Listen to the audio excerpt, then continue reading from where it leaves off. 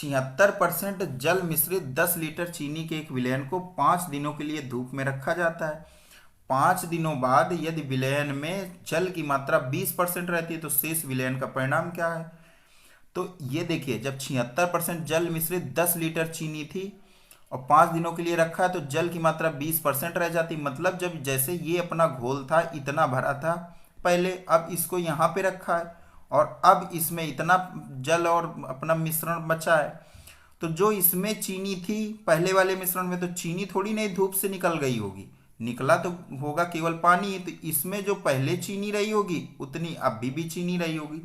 तो दोनों की चीनी और चीनी बराबर कर देते हैं तो अपना वैल्यू निकल आएगी, क्योंकि चीनी थोड़ी नहीं धूप से उड़ेगी, केवल वाटर ही उड़ेगा। तो चीनी हम लोग बराबर कर देते हैं।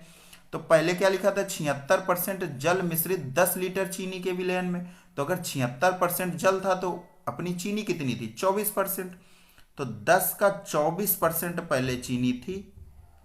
अब बाद में हम लोग चेक करते हैं, क्या बोला? 5 दिनों के बाद यदि विलयन में जल की मात्रा 20% रह जाती है, जल की मात्रा 20% रह गई, मतलब चीनी कितनी बची है? 80%। 80/100। हमें ये नहीं मालूम है कि कितना मिश्रण है, क्योंकि इसमें क्या पूछा? तो शेष विलयन का परिणाम। हमें ये नहीं मालूम कितना बचा, लेकिन हमें ये मालूम है कि जल की मात्रा 20% रह गई है, मतलब चीनी 80% बची है टोटल मिश्रण में। तो यक्स हमने मान लिया टोटल मिश्रण बचा होगा उसका 80% इतना है, तो हम लोगों ने चीनी चीनी बराबर कर दिया।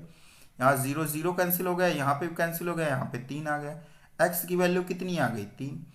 मतलब कि जो बचा हुआ उसमें शेष विलयन था उसकी वैल्यू 3 लीटर है, तब उसमें 20% जल की मात्रा है और 80% चीनी की बची थी।